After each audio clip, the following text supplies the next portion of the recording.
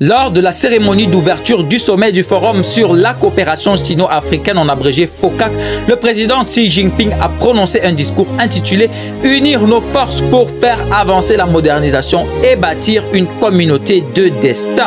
Dans son discours, Xi Jinping a souligné l'importance de la modernisation pour les pays en développement et a proposé que la Chine et l'Afrique travaillent ensemble pour promouvoir la modernisation dans 6 domaines.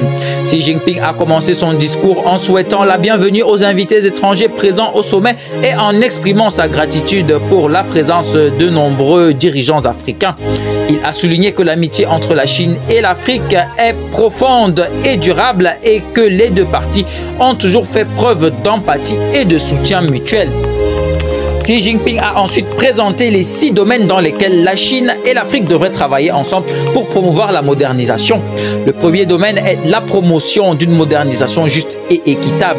Xi Jinping a souligné que la Chine est prête à accroître les échanges d'expériences en matière de gouvernance avec l'Afrique et à soutenir tous les pays dans l'exploration des voies de modernisation adaptées à leurs conditions nationales.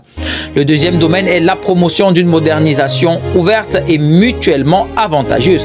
Xi Jinping a souligné que la coopération mutuellement bénéfique est la voie ensoleillée vers l'amélioration des intérêts fondamentaux et à long terme de tous les pays. La Chine est prête à approfondir la coopération avec l'Afrique dans les domaines de l'industrie, de l'agriculture, des infrastructures, du commerce et de l'investissement. Le troisième domaine est la promotion d'une modernisation qui accordera la priorité au peuple. Xi Jinping a souligné que l'objectif ultime de la modernisation est le libre et plein développement de l'être humain.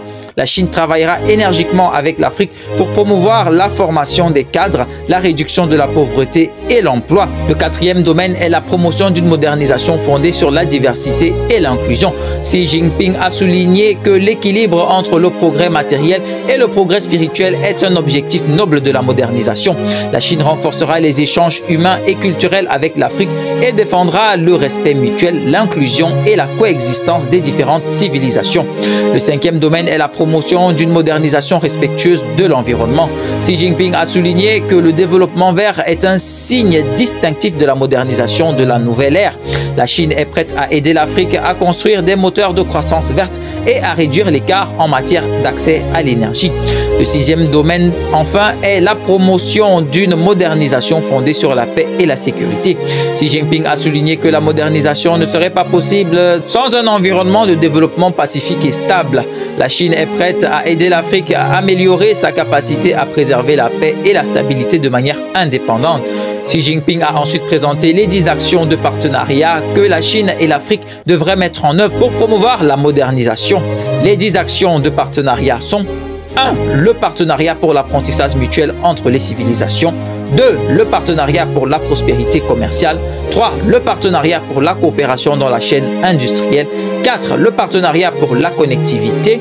5. Le partenariat pour la coopération au développement. 6. Le partenariat pour la santé. 7. Le partenariat pour l'agriculture et les moyens de subsistance. 8. Le partenariat entre les peuples. 9. Le partenariat pour un développement vert.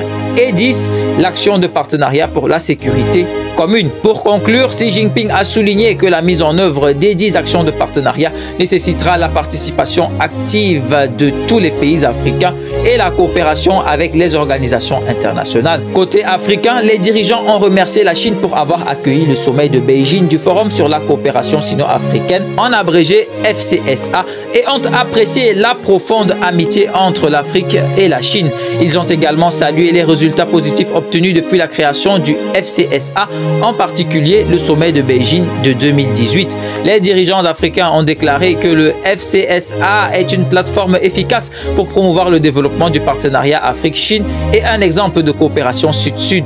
Ils ont souligné que la coopération du FCSA est basée sur l'amitié, le respect et les avantages mutuels et que la Chine a favorisé la connectivité et le développement économique et social des pays africains sans conditions politiques.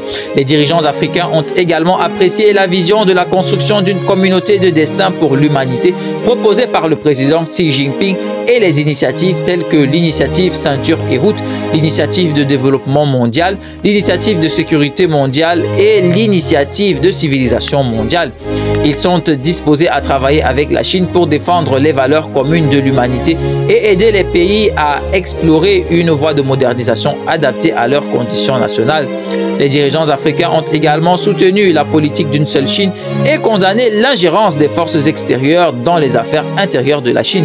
Ils ont félicité la Chine pour le succès de la 3e session plénière du 20e comité central du PCC et estimé que les efforts de la Chine pour approfondir la réforme de manière globale favoriseront le développement des pays africains et des autres pays du monde. Enfin, les dirigeants africains sont disposés à travailler avec la Chine pour continuer à défendre les 5 principes de coexistence pacifique et l'esprit d'amitié et de coopération sino-africain. Mettre en œuvre les résultats du sommet, faire progresser l'industrialisation et la modernisation agricole et construire une communauté de destin Afrique-Chine à toute épreuve pour la nouvelle ère. C'était le patriarche Bikeye au micro de cette présentation. Humble citoyen pour vous servir. Abonne-toi, like et partage.